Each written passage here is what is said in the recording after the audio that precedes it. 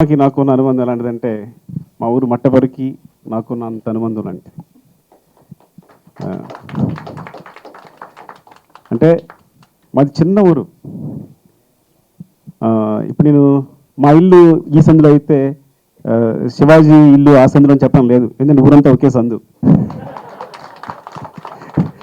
ఒకే road ఉంటుంది అనమాట. ఆ రోడ్డు పక్కల అటు ఇటు ఇల్లు ఉంటాయి అంతే, ఎక్కడో మారుమూల ఉంటుంది. మేము పక్క ఊరికి వెళ్ళాలంటే కంపల్సరీ ఏ ఊరికైనా సరే 3-4 కిలోమీటర్స్ వెళ్తేనే కానీ ఇంకో ఊరు రాదు, మాకు మధ్య రోడ్డు ఉంటుంది. సో అది చాలా ఆనందంగా ఉంది మళ్ళీ మా ఊరు నుంచి ఇంకొక మంచి డైరెక్టర్ రావడం అనేది. అంటే వాళ్ళ తాతయ్య గారు సత్యరాజు గారు అని, ఇప్పుడు ఏదో ఇక్కడ అకేషన్ వస్తుంది కాబట్టి కొన్నిసార్లు ఏమైపోతుందంటే అకేషన్ వచ్చింది కాబట్టి చెప్పినట్టు ఉంటుంది అనమాట. ఆయన ఎంత అంటే ఇప్పటికి 90 సంవత్సరాల పైబడి ఆయన వయసు. ఆల్మోస్ట్ తాతయ్య గారికి ఎంత ఉంటాయి, 95. కానీ ఇప్పటికీ సైకిల్ తొక్కుతారు, పొద్దున్నే పాలు తీసుకెళ్తూ ఉంటారు. ఎంత ప్రేమ అంటే ఇప్పటికీ నిన్ను మన ఊరు వెళ్తే ఆయన ప్రత్యేకంగా పాలు తీసుకెళ్తూ ఇది మాత్రం సుఖబాబుకి పొడి పెట్టివి తోడు పెట్టివి అని మా అమ్మకి పాలు ఇచ్చెళ్ళారు. వచ్చి కూడా చెప్తారు, సుఖబాబు వాళ్ళ ఇంట్లో వాళ్ళు ఎవరో ఏదో అయింది ఒకసారి పలకరించు అని. సో ఎవరికైనా ఏదైనా జరిగినా ఊళ్ళో ఎంత అందరికి ప్రతి ఇంట్లో ఏం జరిగినా, ఏదైనా ప్రాబ్లం జరిగినా, శుభకరం జరిగినా ఆయన హెల్ప్ అంటే ఆయనకు సంబంధించి అన్న పొలంలో ఏదైనా ఉంటే కనుక పట్టుకొచ్చి ఇవ్వడం కానీ ఇది తీసుకుని అనడం కానీ, అందరికీ పాత తలలో నాలుకలు అంటారు చూసారా, అట్లా అందరనమాట. సో ఆయన అంటే నాకు అంతే ఇష్టం, చాలా ఇష్టం. నేను వచ్చినప్పుడల్లా ఆయన కనిపిస్తే నేను మా నాన్నగారు కనిపించే ఫీల్ అవుతాను. నేను మళ్ళీ కంపల్సరీ ఊరిలో ఆయన కలుస్తాను, నేను కలవకల్లా ఆయన వచ్చి కంపల్సరీ కలుస్తాను నన్ను. సో అంత ప్రేమ నేను అంటే ఆయనకి. సత్యరాజు గారి మనవడు అనమాట శివాజీ. సో ఇంక చెప్పండి ఇంకా.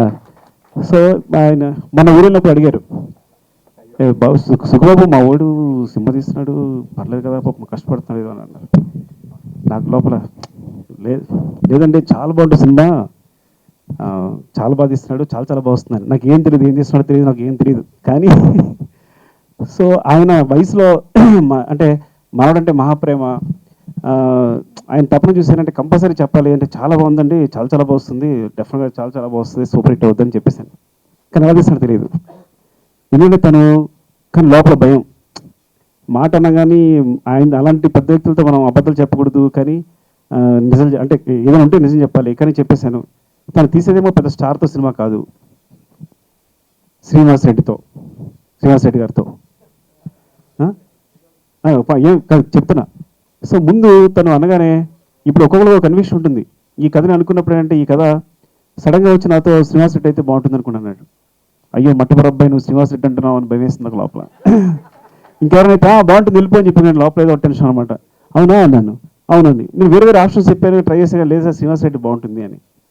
అంటే ఎక్కడ డౌట్ ఉంది, ఏమో ఏ కనెక్షన్తో అంటున్నాడు, మేబీ నాకు అర్థం కాలేదు. సరే అని సరే ఓకే అన్న. కానీ లోపల ఎక్కడ భయం వెంటాడుతూనే ఉంది నన్ను.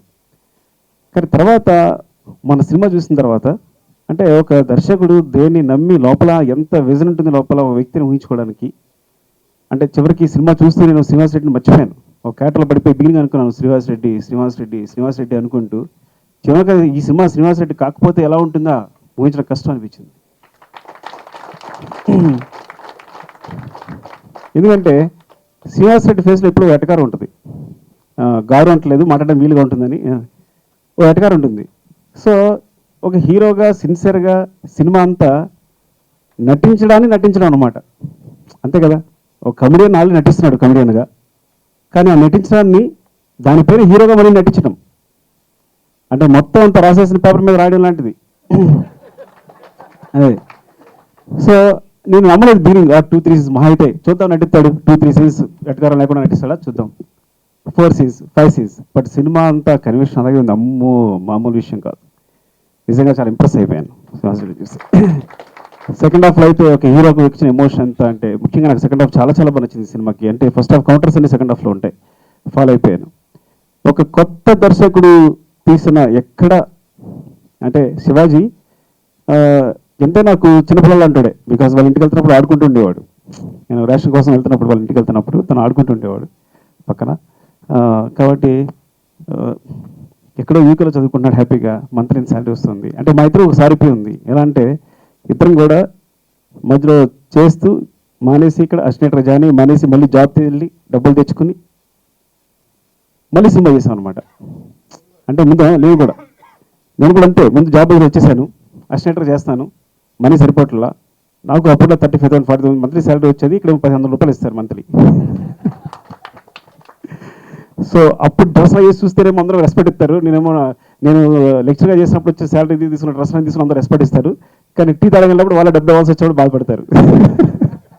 అలా అనిపిస్తారు మేడం. సో తను కూడా ఏంటంటే మళ్ళీ ఎంత పట్టుదలగా ఇక్కడ వచ్చి అసిస్టెంట్గా జారీ చేద్దామని చెప్పి మళ్ళీ యూకే వెళ్ళి అక్కడ మళ్ళీ డబ్బులు సంపాదించుకుని మళ్ళీ వెనక్కి వచ్చి మళ్ళీ కష్టపడి, అంటే తను మొత్తం మనీ పెట్టి తను సొంతంగా సినిమా తీయడం, అంటే సినిమా పట్ల ఎంత ప్యాషన్ ఉందో. మేబీ తను నేను రచ్చగొట్టానో తెలియదు, కానీ ఒక విధంగా ఎట్లా అని తెలియదు, కానీ సినిమా పట్ల ఎంత ప్యాషన్ ఉంటే మొత్తం తను, అంటే తన ఫ్రెండ్స్ మొత్తం మీద వాటెవర్ పూజ చేసుకుని ఒక సినిమా చేయడానికి, ఇలాంటి మంచి సినిమా చేయడానికి.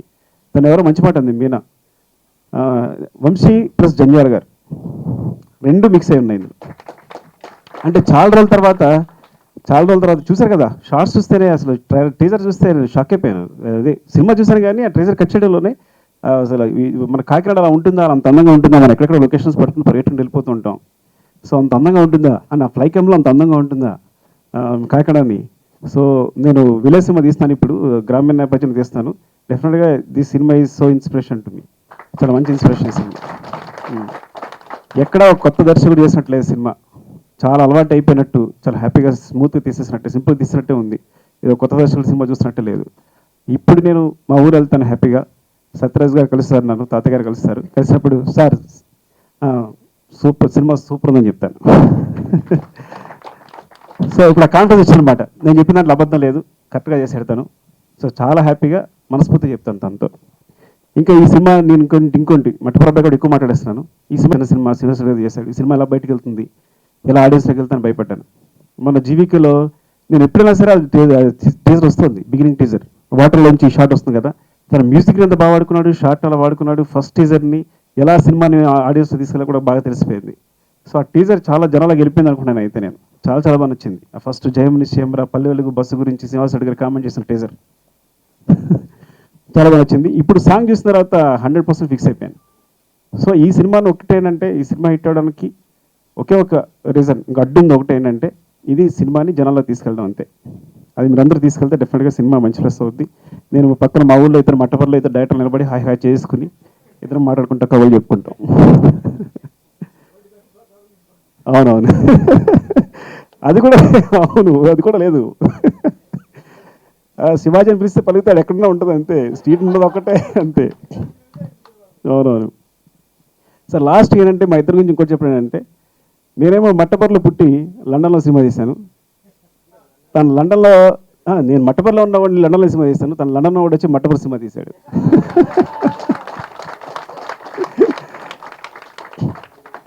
కాబట్టి నాకు సిగ్గు వచ్చింది, నేను కూడా వెళ్ళే సినిమా తీస్తాను మీ కాంపిటీషన్గా. ఇంకా ముఖ్యంగా సుబ్రాజ్ గారి గురించి మాట్లాడాలి. నేను అసిస్టెంట్ డైరెక్టర్ చేస్తున్నప్పుడు నాకు రాంబాబు అందరికీ ఇన్స్పిరేషన్ లాగే. అప్పుడు నేను డిగ్రీ చదువుతున్నప్పుడు శివ వచ్చింది. నేను ఇంకా శివ చూసిన వెంటనే చైన్, అందరూ ఏమైనా చైన్ పట్టిన ఏమైనా కొట్టడానికి వెళ్తాను అనుకున్నాను. నేను కెమెరా పట్టిన సినిమా తీద్దాను బయలుదేరాను. సో ఇంకా రాంగోపాల్ గారు అంటే కళ్ళగనివ్వండి, ఆయన కలిపి వంతెన ఉంటుంది, ఆ వంతెన పక్కనేమో అటు రాంగోపాల్ గారు, నేను ఒక కారు ఉంటుంది. నాకు ఇంకా విజువల్ గుర్తుంది, నైట్ కళ్ళు వచ్చాయి, డ్రీమ్స్ వచ్చాయి నాకు. ఎక్కడో ఒక విలేజ్లో వంతెన అనమాట, ఆ వంతెనలో ఒక కారు నిలబడి ఉంటుంది, రాంగోపురం ఆర్జీబీ అక్కడ, నేను ఇక్కడ ఇద్దరం కలిపి స్టోరీ డిస్కస్ చేస్తున్నామని కళ్ళు వస్తూ ఉండేది. సో ఆయన దగ్గర జాయిన్ అవ్వాలని చెప్పి అసిస్టెంట్ డైరెక్టర్గా. ఇంకా మనకు దగ్గరగా బాగా తెలిసిన వారు సుబ్రాజ్ గారు, మా ఊరు పక్కనే సెకండరీపల్లి. మరి పిలిస్తే పలకరు కానీ జస్ట్ సైకిల్ వేసుకెళ్తే ఆయన హౌస్ వచ్చేస్తుంది. కాబట్టి మా ఊళ్ళో ఉన్న రిలేషన్స్ శివాజీ గారు, అంటే కొన్ని రిలేషన్స్ ద్వారా నేను సుబ్రాజ్ గారిని పట్టుకున్నా. వెళ్ళిపోయి కలిస్తే ఏం చేస్తామంటే ఒకటే చెప్పాను, నాకు ఇంకా బాగుతున్నమాట ఏంటంటే, నేను కుర్చీలో వస్తానండి, నేను ఆయన కుర్చీ వేస్తా, కనీసం పక్కన ఉంటాను, ఓకేనా అని. అంటే రామ్ గోపాల్ గారు పక్కన ఉండి ఆయన పక్కన ఉండి చూసే ఛాన్స్ ఇవ్వండి చాలు నాకు అని చెప్పాను. సో అప్పుడు అప్పుడు జాబ్ చేస్తాను. ఇప్పుడు శివాజీకి జరిగిన క్లాసులు అయ్యి ఉంటుంది, నేను జాబ్ చేస్తాను. ఏం చేస్తున్నానంటే లెక్చరర్ చేస్తాను, మ్యాథమెటిక్స్ చెప్తానంటే ఎంత జాబ్ వస్తుంది, శాలరీ వస్తుందంటే. నాకు 1 గంట క్లాస్ పీకారు సుబ్రాజ్ గారు. అంటే మొత్తం ఇక ఇండస్ట్రీ ఉన్న ప్రాబ్లమ్స్ అన్నీ మొత్తం మీకు చాలా కష్టం చేసేది, నేను అనవసరంగా మంచి జాబులు వేసుకుంటాను, మంచి ఫ్యూచర్ చేసుకుంటున్నాను అని మొత్తం క్లాస్ పీకారు. దాని గురించి నేనేం బాధపడలా. ఎందుకంటే నేను ఇప్పుడు ఎవరైనా నా దగ్గర ఎస్టిలేటర్ జాయిన్ వచ్చినప్పుడు సేమ్ క్లాస్ మిగతాను తూచా తప్పకుండా. ఎందుకంటే సుబ్రహ్మ గారి క్లాస్ తర్వాత కూడా నేను ఆగి కష్టపడి, అంటే నాకు వెళ్ళిపోవడం చాలాసార్లు అనిపించింది, ఇండస్ట్రీ నుంచి కష్టం అనిపించింది, కానీ ఆగి ఆ ఉండేంత ప్యాషన్ ఉంటే డెఫినెట్గా సక్సెస్ అవుతాడనే ఉద్దేశంతో నా దగ్గరికి వచ్చే ప్రతి అసిస్టెంట్ డైరెక్టర్కి అంత పెద్ద క్లాస్ పీకాను. తర్వాత కూడా ఉన్నాడు అనుకోండి, డెఫినెట్ డైరెక్టర్ అవుతాడు, దాన్ని మనం ఏం చేయాలి. అలా ఇంకా అందరి గురించి తన కెమెరామెన్ ఎవరు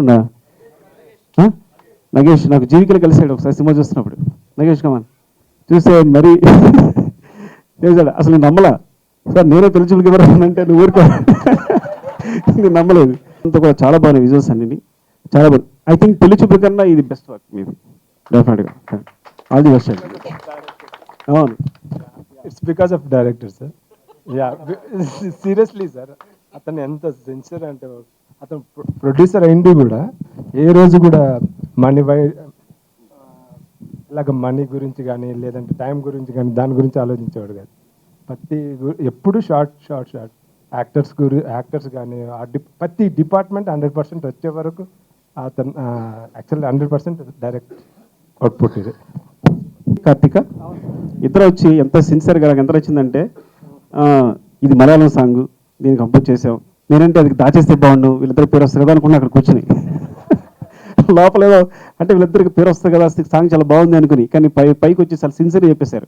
చెప్తే తర్వాత ఇంకెవరో ఒక మాట అన్నారు, ఏంటి ఒరిజినల్ కన్నా చాలా బాగుంది అని తను పూర్ణ. సో అర్థమైందా, నిజంగా టాలెంట్ ఉంటే మీ కాపీ చేసినా దాని వాల్యూ వస్తుంది అనమాట, చూసారా అని. ఇంకా శ్రీనివాస్ రెడ్డి గారిని తనుని ఎలా ఉన్నారంటే సేమ్ మా మట్టపూరు ఊరు అమ్మాయి మా మట్టపూరు ఊరు అబ్బాయిలా ఉన్నారు. శివాజీ కరెక్ట్గా సెలెక్ట్ చేసినాడు తన్ని. ఇక లాస్ట్ అండ్ ఫైనల్గా జయం నరసింహ ఫస్ట్ సినిమా శివాజీకి నేను ఆల్రెడీ అనుకున్నాను, చెప్పాను కూడా.